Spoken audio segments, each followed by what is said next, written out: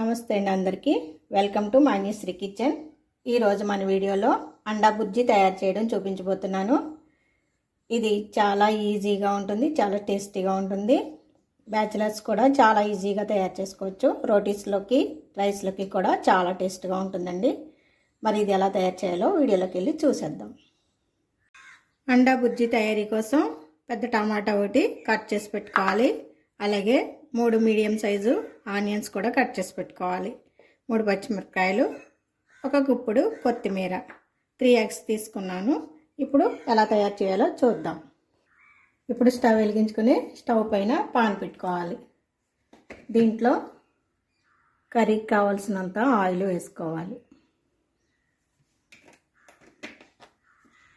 Oil వేడెక్కిన తర్వాత ఉల్లిపాయ ముక్కలు, పచ్చిమిరపకాయ ముక్కలు కూడా వేసేసి బాగా ఫ్రై చేసుకోవాలి.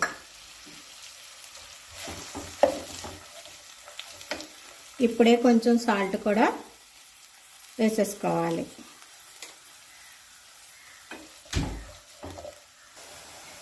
ఉల్లిపాయ ముక్కలు బాగా ఎర్రగా వేగిన తర్వాత ఇలాగ అల్లం వెల్లుల్లి పేస్ట్ కూడా వేసేసుకొని పచ్చి వాసన పోయేంత వరకు బాగా ఫ్రై చేసుకోవాలి.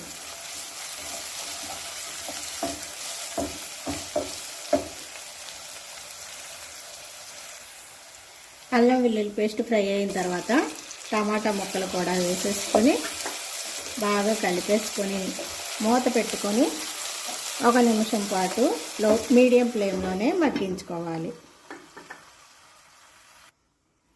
టమాటా ముక్కలు ఫ్రై అయిన తర్వాత 1/2 టీ స్పూన్ పసుపు,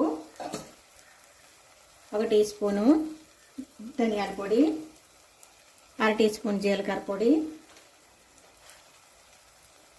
1 స్పూను కారం వేసేసుకొని బాగా కలిపేసుకోవాలి.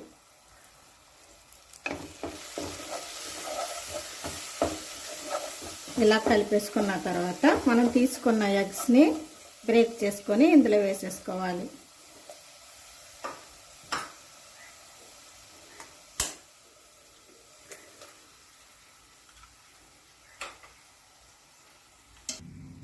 ఎగ్స్ అన్ని బ్రేక్ చేసుకున్న తర్వాత బాగా కలుపుకొని ఫ్రై చేసుకోవాలి.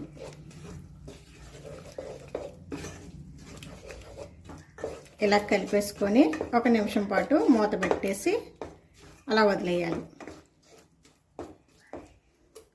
లో ఫ్లేమ్లో పెట్టుకొని ఉడికించాలండి. 1 నిమిషం ఉడికించిన తర్వాత దీన్ని బాగా కలుపుకోవాలి.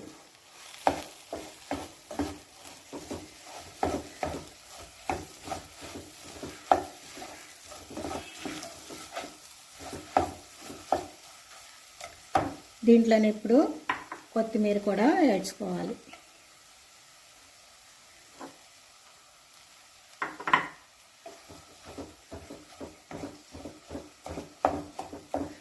రెడీ అయిపోయిందండి. చాలా టేస్ట్గా ఉంటుంది. బ్యాచిలర్ కూడా చాలా ఈజీగా చేసుకోవచ్చు.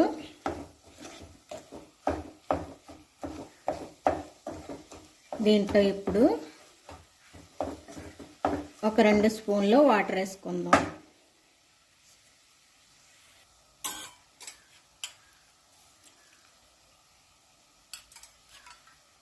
ఇలా 2 స్పూన్లు వాటర్ వేసుకొని 1 నిమిషం పాటు మూత పెట్టి ఉడికించుకుందాం.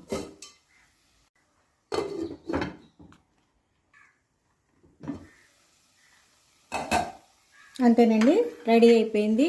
టేస్టీ అండా బుర్జీ. బ్యాచిలర్స్ కూడా చాలా ఈజీగా రెడీ చేసుకోవచ్చండి. అప్పటికప్పుడు 10 మినిట్స్లో అయిపోతుంది. ఇప్పుడు స్టవ్ ఆఫ్ చేసుకుందాం. ఈ వీడియో మీకు నచ్చితే లైక్ చేయండి ఫ్రెండ్స్. అలాగే మా ఛానల్ని సబ్స్క్రైబ్ చేయండి. Thank you for watching.